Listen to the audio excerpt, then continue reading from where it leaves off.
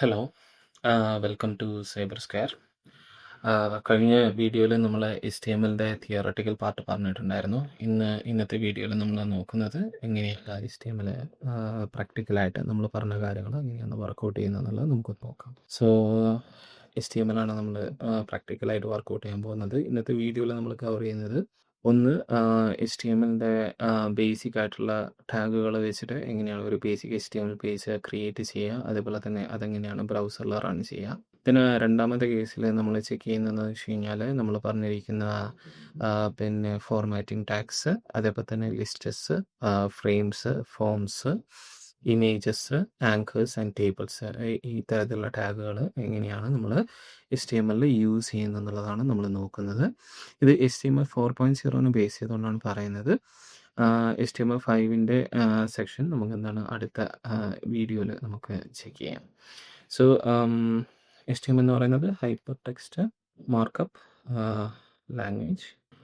ഇത് ഒരു presentation create ചെയ്യാൻ വേണ്ടിയിട്ട്, അതായത് നമ്മളുടെ വെബ് പ്രസൻറ്റേഷൻസ് ക്രിയേറ്റ് ചെയ്യാൻ വേണ്ടിയിട്ടുള്ള ലാംഗ്വേജ് ആണ്. Web presentations created used for creating presentations. Okay. So HTML നമുക്ക് ക്രിയേറ്റ് ചെയ്തെടുക്കണമെങ്കിൽ നമ്മുടെ സിസ്റ്റത്തിൽ പ്രധാനമായിട്ടും ഒരു HTML എഡിറ്റർ, അതേപോലെ തന്നെ ബ്രൗസർ എന്ന് വെച്ച് കഴിഞ്ഞാൽ നമ്മൾ HTML പേജ് കാണാൻ വേണ്ടിയിട്ടാണ് നമ്മൾ ബ്രൗസർ ഉപയോഗിക്കുന്നത്, റെൻഡർ ചെയ്ത് കാണാൻ വേണ്ടിയിട്ട്. പിന്നുള്ളത് നമുക്ക് ടാഗിൻ്റെ കൺസെപ്റ്റ് അറിഞ്ഞിരിക്കണം. ടാഗ് കാരണം വെച്ച് കഴിഞ്ഞാൽ ഇത് നമുക്ക് ക്രിയേറ്റ് ചെയ്തെടുക്കണമെങ്കിൽ ടാഗ്സ് എന്ന് പറയുന്ന കൺസെപ്റ്റ് അറിഞ്ഞിരിക്കണം. ഇത്രയും കാര്യങ്ങളുണ്ടെങ്കിൽ നമുക്ക് എന്ത് ചെയ്യാൻ പറ്റും, HTML പേജസ് ക്രിയേറ്റ് ചെയ്തെടുക്കാൻ പറ്റും. സോ നോക്കാം എങ്ങനെയാണ് സ്റ്റാർട്ട് ചെയ്യുന്നതെന്നുള്ളത്. ഇതിനു വേണ്ടിയിട്ട് ഞാൻ ഇവിടെ ഉപയോഗിക്കുന്നത് VS Code എന്ന് പറയുന്ന HTML എഡിറ്ററാണ്. സോ VS Code നിങ്ങൾക്ക് എന്ത് ചെയ്യാൻ പറ്റും, നമ്മുടെ വെബ്സൈറ്റിൽ, അവരുടെ വെബ്സൈറ്റിൽ പോയി കഴിഞ്ഞാൽ VS Code HTML ക്രിയേറ്റ് ചെയ്യാൻ വേണ്ടിയിട്ട് മാത്രമല്ല, മിക്കവാറും ഓൾമോസ്റ്റ് ഒരുപാട് programming language VS Code support ചെയ്യുന്നുണ്ട്. ഇതാണ് നമ്മുടെ VS Codeൻ്റെ വെബ്സൈറ്റ്. ഇവിടെ പോയിട്ട് നമുക്ക് ഇത് ഡൗൺലോഡ് ചെയ്തെടുക്കാം. ഇനി ഒരു HTML പ്രോജക്റ്റ് ചെയ്യുന്ന സമയത്ത് എപ്പോഴും ശ്രദ്ധിക്കേണ്ട കാര്യം എന്ന് വെച്ച് കഴിഞ്ഞാൽ, ഞാൻ എൻ്റെ ഒരു ഫോർമാറ്റിൽ എപ്പോഴും ഞാൻ ചെയ്യാറുള്ളത്, നമ്മുടെ ഏതെങ്കിലും ഒരു ലൊക്കേഷന് ഞാൻ എന്താണ് ഒരു ഫോൾഡർ ക്രിയേറ്റ് ചെയ്യും. HTML പ്രോജക്ട്സിൻ്റെ കേസ് ആണെങ്കിൽ അപ്പോൾ നമുക്ക് ഇവിടെ കാണാൻ പറ്റും ഒരുപാട് പ്രോജക്റ്റുകൾ ജസ്റ്റ് ക്രിയേറ്റ് ചെയ്ത് വെച്ചിട്ടുണ്ട്. ഞാനിവിടെ പ്രോജക്റ്റ് 7 എന്ന് പറയുന്ന ഒരു ഫോൾഡർ ക്രിയേറ്റ് ചെയ്യുന്നു. അതിനുശേഷം അത് കമാൻഡ് പ്രോംപ്റ്റ് വെച്ചിട്ട് ഓപ്പൺ ചെയ്യാം. ഇത് എൻ്റെ ഒരു മെത്തേഡാണ്. കോഡ് സ്പേസ് ഡോട്ട് എന്ന് അടിച്ച് കഴിഞ്ഞാൽ VS Code ഇൻസ്റ്റാൾഡ് ആയിട്ടുണ്ടെങ്കിൽ അത് നമുക്ക് എന്ത് ചെയ്യും, ഈ ഫോൾഡർ VS Codeൽ ഓപ്പൺ ചെയ്ത് തരും. അതിനുശേഷം നമുക്ക് എന്ത് ചെയ്യാം, നമ്മുടെ HTML പേജ് വളരെ സിമ്പിളായിട്ട് നമുക്കിവിടെ ഒരു ഇൻഡെക്സ് എന്ന് പറയുന്ന പേരിൽ ഒരു HTML പേജ് ക്രിയേറ്റ് ചെയ്യാം. സോ പേജ് ഇവിടെ ക്രിയേറ്റ് ആയിട്ടുണ്ട്. ദെൻ നിങ്ങൾക്ക് എന്ത് ചെയ്യാം, ഒരു എക്സ്ക്ലമേഷൻ മാർക്ക് അടിച്ചിട്ട്, അതായത് എക്സ്ക്ലമേഷൻ മാർക്ക് അടിച്ച് എൻ്റർ അടിച്ച് കൊടുത്തു കഴിഞ്ഞാൽ നമുക്ക് HTML പേജിൻ്റെ കോഡ് ഇവിടെ ജനറേറ്റ് ചെയ്ത് ചെയ്യാൻ വരും. ഓക്കെ, ഇവിടെ എന്ത് ചെയ്യുന്നുണ്ട്, HTML കോഡ് ജനറേറ്റ് ചെയ്ത് തന്നിട്ടുണ്ട്. ഇവിടെ നിങ്ങൾക്ക് കാണാൻ പറ്റും നിങ്ങളുടെ ഹെഡ് ടാഗ് ഉണ്ട്. ഹെഡ് ടാഗിൻ്റെ കൂടെ തന്നെ അതിൽ മെറ്റയും അതേപോലെ തന്നെ ടൈറ്റിൽ ടാഗൊക്കെ ജനറേറ്റ് ചെയ്ത് വന്നിട്ടുണ്ട്. HTML ടാഗിൻ്റെ ഉള്ളിലാണ് ഈ കാര്യങ്ങൾ മൊത്തം പ്ലേസ് ചെയ്തിരിക്കുന്നത്. ദെൻ ബോഡി ടാഗിൻ്റെ ഉള്ളിൽ നമുക്ക് എന്ത് ചെയ്യാം, ഒരു H1 ടാഗ് ഇട്ടിട്ട് ഹലോ സൈബർ സ്ക്വയർ എന്ന് പറഞ്ഞിട്ട് കൊടുക്കണം. ഹലോ സൈബർ സ്ക്വയർ എന്ന് പറഞ്ഞിട്ട് കൊടുത്തതിന് ശേഷം ഈ പേജിനെ നമുക്ക് റൺ ചെയ്യാൻ വേണ്ടിയിട്ട് ഇതിന് മുകളിൽ റൈറ്റ് ക്ലിക്ക് ചെയ്യാം. ഓപ്പൺ വിത്ത് ഏതാണ് നിങ്ങളുടെ ബ്രൗസർ, ആ ബ്രൗസറിൽ ജസ്റ്റ് ഓപ്പൺ ചെയ്ത് കഴിഞ്ഞാൽ നിങ്ങൾക്ക് ഹലോ സൈബർ സ്ക്വയർ എന്ന് പറയുന്ന പേരിൽ ഈ ഒരു പേജ് കാണാൻ പറ്റും. സോ ഇതാണ് ബേസിക്കലി നമ്മൾ എന്ത് ചെയ്യുന്നത്, ഒരു HTML പേജ് HTML പ്രോജക്റ്റുകൾ ക്രിയേറ്റ് ചെയ്യാൻ വേണ്ടിയിട്ട് നമ്മൾ യൂഷ്വലി ഉപയോഗിക്കുന്ന മെത്തേഡ്. അപ്പോൾ ഈ കേസിൽ ഞാൻ എന്ത് ചെയ്തു, സൈബർ സ്ക്വയർ എന്ന് പറയുന്ന ഒരു ഹെഡിങ് ടാഗ് ഉപയോഗിച്ചുകൊണ്ട് ഒരു കണ്ടന്റ് ഇതിൽ നമ്മൾ ഡിസ്പ്ലേ ചെയ്തിട്ടുണ്ട്. സോ ബേസിക്കലി നമ്മളിവിടെ ക്രിയേറ്റ് ചെയ്ത ഈ HTML-ൻ്റെ റെൻഡറിങ് വേർഷനാണ് നമുക്കിവിടെ കാണുന്നത്. മീൻസ് നമ്മുടെ HTML പേജ് നമ്മളുടെ ബ്രൗസറിൽ ലോഡ് ചെയ്യുന്ന സമയത്ത് കാണുന്നുണ്ട്. ഇനി ഞാൻ ഇതിനെ കുറച്ചും കൂടി ഒന്ന് പിന്നെ നമ്മൾ പഠിച്ച ഫോർമാറ്റിംഗ് ടാഗുകൾ ഉപയോഗിച്ചുകൊണ്ട് എങ്ങനെയൊക്കെയാണ് ഇതിൽ മാറ്റങ്ങൾ വരുത്താൻ പറ്റുക എന്നുള്ളത് നമുക്കൊന്ന് നോക്കാം. ഞാൻ ആദ്യം മാറ്റം വരുത്താൻ പോകുന്നത് ഈ ടൈറ്റിൽ എന്ന് പറയുന്ന ലൊക്കേഷനിലാണ്. ടൈറ്റിൽ ഞാൻ എന്ത് ചെയ്യുന്നു, ജസ്റ്റ് സൈബർ സ്ക്വയർ എന്ന് പറഞ്ഞിട്ട് കൊടുക്കുന്നത്. ഈ ടൈറ്റിൽ ഞാൻ സൈബർ സ്ക്വയർ എന്ന് കൊടുത്തിട്ട് സേവ് ചെയ്ത് പേജ് റിഫ്രഷ് ചെയ്ത് കഴിഞ്ഞാൽ നിങ്ങൾക്ക് ഈ ടാബിൻ്റെ ടൈറ്റിൽ നിങ്ങൾക്ക് മാറിയതായിട്ട് കാണാൻ പറ്റും. ടാബിൻ്റെ ടൈറ്റിൽ ഇപ്പം സൈബർ സ്ക്വയർ എന്ന് പറഞ്ഞിട്ടാണ് കാണുന്നത്. ഇനി ഞാനിവിടെ വേറൊരു കാര്യം കൂടി ചെയ്യാം. ഈ ഹലോ സൈബർ സ്ക്വയർ എന്നുള്ളത് മാറ്റിയിട്ട് നമുക്കെന്ത് H1 അലൈൻഡ് എന്ന് പറഞ്ഞിട്ട് കൊടുക്കാം. നമുക്കറിയാം ഏതൊരു ടാഗിനും ആട്രിബ്യൂട്ട്സ് ഉണ്ടാവും. ആട്രിബ്യൂട്ട്സ് എന്ന് പറയുന്നത് നമ്മളുടെ ടാഗിൻ്റെ ഡിഫോൾട്ട് ബിഹേവിയർ മോഡിഫൈ ചെയ്യാൻ വേണ്ടിയിട്ടാണ് ഉപയോഗിക്കുന്നത്. ഇപ്പോൾ ഇവിടെ കൊടുത്തിരിക്കുന്ന അലൈൻ എന്ന് പറയുന്ന ആട്രിബ്യൂട്ടിൽ ഞാൻ സെൻറ്റർ എന്ന് പറഞ്ഞു കൊടുക്കുകയാണ്. ഈ ടാഗിൻ്റെ ഡിഫോൾട്ട് ബിഹേവിയറിൽ എന്തൊക്കെ മാറ്റങ്ങളാണ് വന്നിരിക്കുന്നത് നമുക്കൊന്ന് ചെക്ക് ചെയ്യാം. ഈ കേസിൽ നമുക്കിത് സൈബർ സ്ക്വയർ എന്ന് പറഞ്ഞ് ഞാൻ കൊടുത്തിരിക്കുന്ന ഈ ഒരു ടെക്സ്റ്റ് അത് സെൻറ്ററിലേക്ക് മാറി വന്നിട്ടുണ്ട്. ഓക്കെ, അത് കഴിഞ്ഞതിന് ശേഷം നമുക്ക് ഇതിൻ്റെ തൊട്ട് താഴെ നമ്മൾ സൈബർ സ്ക്വയറിൻ്റെ ടാഗ് ലൈൻ കൊടുക്കാം. Where your IT work experience begin അല്ലെങ്കിൽ സ്റ്റാർട്ട്സ് എന്ന് പറഞ്ഞു കൊടുക്കാം. സോ ഇതിനും ഞാൻ എന്ത് ചെയ്യുന്നു, അലൈൻ എന്ന് പറയുന്ന ആട്രിബ്യൂട്ട് കൊടുക്കുന്നു. അത് സെൻട്രലായിട്ടാണ് കൊടുക്കുന്നത്. നമുക്ക് നോക്കാം. സൈബർ സ്ക്വയർ എന്ന് പറയുന്ന ഒരു ടൈറ്റിൽ വന്നിട്ടുണ്ട്. അതിന് തൊട്ട് താഴെ തന്നെ നമുക്ക് നമ്മുടെ ടാഗ് ലൈൻ കാണാൻ പറ്റും. ഇതിന് തൊട്ട് താഴെ എനിക്കൊരു ലൈൻ വരയ്ക്കണമെന്നുണ്ടെങ്കിൽ അതിന് ഫോർ വേണ്ടിയിട്ട് നമ്മൾ ഉപയോഗിക്കുന്ന ടാഗ് ഫോർമാറ്റിംഗ് ടാഗാണ് HR എന്ന് പറയുന്നത്, ഹൊറിസോണ്ടൽ റൂൾ എന്ന് പറയുന്നത്. ഇത് കൊടുത്തു കഴിഞ്ഞാൽ നമുക്ക് എന്ത് ചെയ്യാൻ പറ്റും, ഇതിന് തൊട്ട് താഴെ ഒരു ലൈന് നമുക്ക് വരച്ചെടുക്കാം. ഇനി അടുത്തൊരു ഫോർമാറ്റിംഗ് ടാഗ് നമ്മൾ നോക്കുന്നത് ഇതിൽ മാർക്യൂ എന്ന് പറയുന്ന ടാഗാണ്. മാർക്യൂ എന്ന് വെച്ച് കഴിഞ്ഞാൽ സ്ക്രോളിംഗ് ടെക്സ്റ്റുകൾ ക്രിയേറ്റ് ചെയ്യാൻ വേണ്ടിയിട്ടാണ് നമ്മൾ മാർക്യൂ ഉപയോഗിക്കുന്നത്. അപ്പം ഞാനിവിടെ ജസ്റ്റ് നമുക്ക് എന്തെങ്കിലും ഒരു ടെക്സ്റ്റ്, അതായത് ഡമ്മി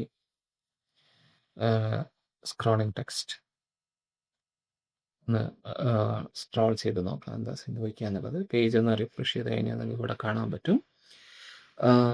റൈറ്റ് സൈഡിൽ നിന്ന് ലെഫ്റ്റിലേക്ക് ഡീഫോൾട്ടായിട്ട് നമ്മളുടെ ടെക്സ്റ്റ് സ്ക്രോൾ ചെയ്ത് പോകുന്നത് നമുക്ക് കാണാൻ പറ്റും. ഇത് നമുക്ക് ഇതിൻ്റെ ഡയറക്ഷൻ വേണമെങ്കിൽ മാറ്റാം. അതിന് വേണ്ടിയിട്ട് ഞാൻ പറഞ്ഞു, ഒരു ടാഗിൻ്റെ ഡിഫോൾട്ട് ബിഹേവിയർ മാറ്റണമെങ്കിൽ നമുക്ക് അതിൻ്റെ ആട്രിബ്യൂട്ട്സ് ഉപയോഗിച്ചാൽ മതി. ഇതിൽ ഡയറക്ഷൻ എന്ന് പറയുന്ന ആട്രിബ്യൂട്ട് ഉണ്ട്. ഡയറക്ഷൻ എന്ന് പറയുന്നത് നമുക്ക് ലെഫ്റ്റ് എന്ന് പറഞ്ഞിട്ട് കൊടുത്ത് നോക്കാം. ലെഫ്റ്റ് കൊടുത്തു കഴിഞ്ഞാൽ ലെഫ്റ്റിലേക്കാണ് പോകുന്നത്. Default behaviour ലെഫ്റ്റാണ്. റൈറ്റ് കൊടുത്തു കഴിഞ്ഞാൽ ഓട്ടോമാറ്റിക്കലി എന്ത് ചെയ്തു, പേജ് റിഫ്രഷ് ചെയ്ത് കഴിഞ്ഞാൽ ഇത് റൈറ്റിലേക്ക് സ്ക്രോൾ ചെയ്യാൻ തുടങ്ങും. അതുകൂടാതെ നിങ്ങൾക്ക് റൈറ്റ് കൂടാതെ അപ്പ് എന്ന് പറയുന്ന വേറൊരു വാല്യൂ നിങ്ങളുടെ ഡയറക്ഷൻ കൊടുക്കാം. നിങ്ങൾക്ക് കൂടെ കാണാൻ പറ്റും മുകളിലേക്ക് സ്ക്രോൾ ചെയ്ത് പോകുന്നത്. ഡൗൺ കൊടുത്തു കഴിഞ്ഞാൽ താഴേക്ക് സ്ക്രോൾ ചെയ്ത് പോകും.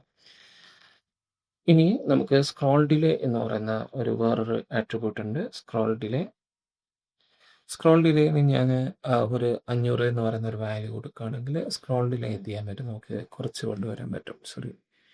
ഡിലേ സ്ക്രോൾ 2 L ഉണ്ട്. ഞാനൊരു L തെറ്റിച്ചിട്ടുണ്ടായിരുന്നു. പേജ് റിഫ്രഷ് ചെയ്ത് കഴിഞ്ഞാൽ നിങ്ങൾക്ക് കാണാൻ പറ്റും ഇതിൻ്റെ സ്ക്രോളിംഗ് ടൈം കുറഞ്ഞിട്ടാണ് വരുന്നത്. ഇനി അത് കഴിഞ്ഞതിന് ശേഷം നമ്മൾ ഫോർമാറ്റിംഗ് ടാഗുകളിൽ പിന്നെ നമ്മൾ പഠിച്ചത് ബോൾഡ്, ഇറ്റാലിക്, അണ്ടർലൈൻ എന്ന് പറയുന്ന ടാഗുകളാണ്. ഇപ്പോൾ ബോൾഡ് ടാഗ് യൂസ് ചെയ്യുന്നത് നമുക്ക് എന്തെങ്കിലും കണ്ടന്റ് അല്ലെങ്കിൽ ഒരു ടെക്സ്റ്റിനെ ബോൾഡാക്കി പ്രിന്റ് ചെയ്യാൻ വേണ്ടിയിട്ടാണ്. നമുക്കൊന്ന് നോക്കാം. ദിസ് ഈസ് ബോൾഡ് എന്ന് പറയുന്ന കാര്യം. ജസ്റ്റ് ഒരു ടെക്സ്റ്റ് ഞാൻ അതിൽ കൊടുക്കുന്നു. ഇപ്പോൾ ബോൾഡ്, അതേപോലെ തന്നെ ഇറ്റാലിക്, ഇതൊക്കെ കണ്ടെയ്നർ ടാഗ്സ് ആണ്. അപ്പം നമ്മൾ ടാഗ് പഠിക്കുന്ന സമയത്ത് പഠിച്ചിട്ടുണ്ടായിരുന്നു 2 ടൈപ്പ് ഓഫ് ടാഗുകളുണ്ട്. കണ്ടെയ്നർ ടാഗ് ഉണ്ട്, അതേപോലെ തന്നെ എംപ്റ്റി ടാഗുകളുണ്ട്. എംപ്റ്റി ടാഗ് എന്ന് വെച്ച് കഴിഞ്ഞാൽ ക്ലോസ് ചെയ്യേണ്ടാത്ത തരത്തിലുള്ള ടാഗുകളാണ് നമ്മൾ എംപ്റ്റി ടാഗ് എന്ന് പറയാം. ഇവിടെ ബോൾഡ്, ഇറ്റാലിക്, അണ്ടർലൈൻ ഇത് 3 കണ്ടെയ്നർ ടാഗുകളാണ്. നമുക്കൊന്ന് നോക്കാം ഇതിൻ്റെ ഔട്ട്പുട്ട് എന്തായിരിക്കും എന്നുള്ളത്. ബോൾഡ് ടെക്സ്റ്റ് കാണാൻ പറ്റുന്നുണ്ട്, ഇറ്റാലിക് ടെക്സ്റ്റ് കാണാൻ പറ്റുന്നുണ്ട്, അതേപോലെ തന്നെ അണ്ടർലൈൻ ടെക്സ്റ്റ് നമുക്ക് കാണാൻ പറ്റുന്നുണ്ട്. ഇത് ഇനി നിങ്ങൾക്ക് ഇതിൻ്റെ കോമ്പിനേഷൻസ് വേണമെങ്കിൽ കോമ്പിനേഷൻസ് ഉപയോഗിക്കാം. ബോൾഡ് ഇറ്റാലിക് മാത്രം അല്ലെങ്കിൽ ബോൾഡ് ഇറ്റാലിക് ഒരുമിച്ച് അപ്ലൈ ചെയ്യണമെങ്കിൽ എനിക്ക് ഈ ഒരു രീതിയിൽ അപ്ലൈ ചെയ്യാൻ പറ്റും. This is bold italic text എന്ന് പറഞ്ഞു കൊടുക്കാം. സോ ഈ കേസിൽ പേജ് റിഫ്രഷ് ചെയ്ത് കഴിഞ്ഞാൽ നിങ്ങൾക്ക് ഇവിടെ കാണാൻ പറ്റും. ഇതൊക്കെ നേരെയാണ് വരുന്നത്. ഈ ടാഗുകൾ നമ്മൾ ഇതിൽ കൊടുത്തിരിക്കുന്ന കണ്ടന്റ് ഒക്കെ നേരെയാണ് വരുന്നത്. നിങ്ങളിവിടെ ശ്രദ്ധിച്ചാൽ കാണാൻ പറ്റും ഹെഡിങ് ടാഗും അതേപോലെ തന്നെ പാരഗ്രാഫ് ടാഗും HR ടാഗൊക്കെ കൊടുക്കുന്ന സമയത്ത് അത് താഴെയാണ് വരുന്നത്. അപ്പോൾ നമ്മൾ HTML പഠിക്കുന്ന സമയത്ത് ജസ്റ്റ് ഒരു കാര്യം മെൻഷൻ ചെയ്തിട്ടുണ്ടായിരുന്നു. നമുക്ക് 2 തരത്തിലുള്ള HTML എലമെന്റുകളുണ്ട്. ഒന്നാമത്തേത് ഇൻലൈൻ എലമെന്റ് എന്ന് പറയുന്ന കാര്യം, അതേപോലെ തന്നെ ബ്ലോക്ക് എലമെന്റ് എന്ന് പറയുന്ന കാര്യവും. ഞാനിവിടെ ജസ്റ്റ് എന്ത് ചെയ്യാണ്, നമ്മൾ ആ ഒരു categorisation inline elements and block elements. Inline element എന്ന് വെച്ച് കഴിഞ്ഞാൽ ഒരു എലമെന്റ് പ്ലേസ് ചെയ്ത് കഴിഞ്ഞാൽ ആ ഒരു എലമെന്റ് നമ്മളുടെ HTML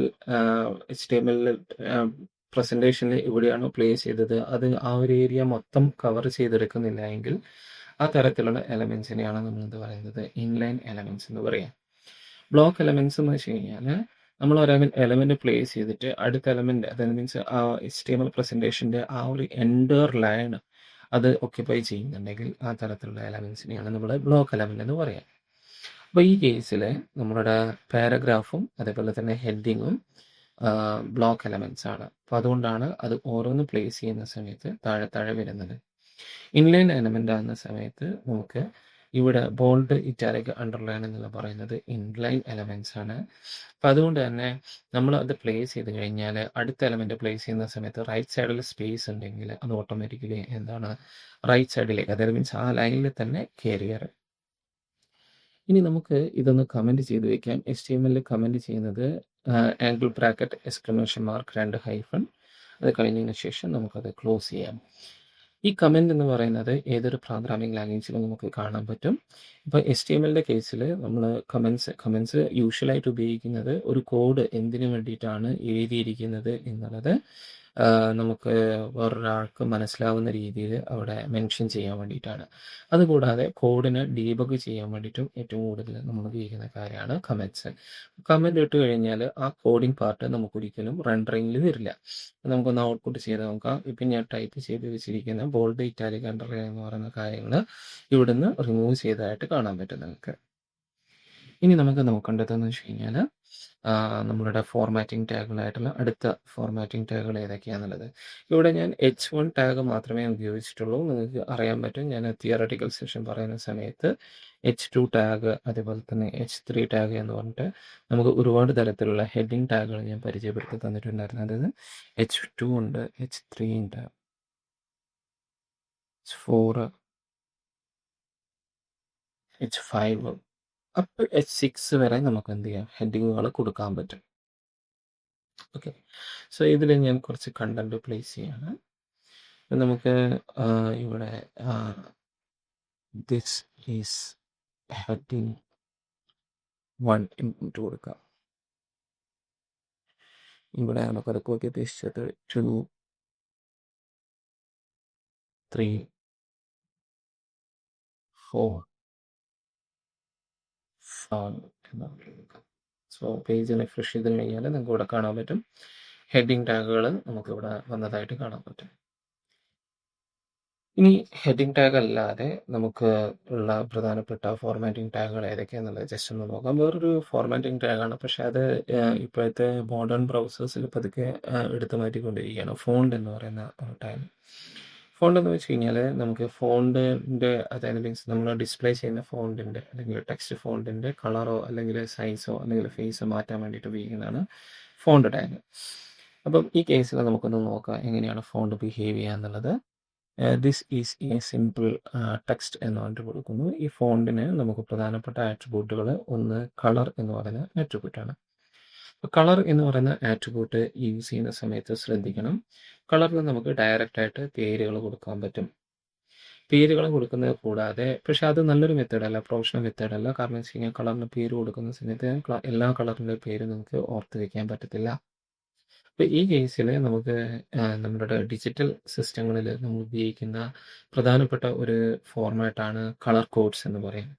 ഇപ്പോൾ ഈ കളർ കോഡ്സ് നമ്മൾ സാധാരണഗതിയിൽ എഴുതുക ഹാഷ് വെച്ചിട്ടാണ്. അതായത് മീൻസ് ഹാഷ് RGB ഫോർമാറ്റിലാണ് എഴുതുക. നിങ്ങൾക്കറിയാം, R എന്ന് പറയുന്ന റെഡിനെയും, G എന്ന് പറയുന്നത് ഗ്രീനെയും, B എന്ന് പറയുന്നത് ബ്ലൂവിനെയാണ് പോയിന്റ് ചെയ്യുന്നത്. അപ്പോൾ ഈ കേസിൽ ഇത് ഒരു 3 പൊസിഷൻ ഫോർമാറ്റാണ് ഞാനിപ്പോൾ പരിചയപ്പെടുത്തുന്നത്. ഇത് ഹെക്സാഡെസിമൽ വാല്യൂ ഉപയോഗിച്ചുകൊണ്ട് നിങ്ങൾക്ക് എന്ത് ചെയ്യാൻ പറ്റും, കളറിനെ റെപ്രസെൻറ്റ് ചെയ്യാൻ പറ്റും. ഹെക്സാഡെസിമൽ വാല്യൂസിൽ നമുക്ക് 0 മുതൽ F വരെയുള്ള നമ്പേഴ്സുകളാണ് അല്ലെങ്കിൽ ലെറ്റേഴ്സുകളാണ് നമ്മൾ എന്ത് ചെയ്യുന്നത്, ഹെക്സാഡെസിമൽ ഫോർമാറ്റിനെ റെപ്രസെൻറ്റ് ചെയ്യാൻ വേണ്ടിയിട്ട് ഉപയോഗിക്കുന്നത്. ഇവിടെ കാണാൻ പറ്റും, ഞാനിവിടെ #000 എന്ന് പറഞ്ഞുകൊണ്ട് കൊടുത്തിരിക്കുന്നത്.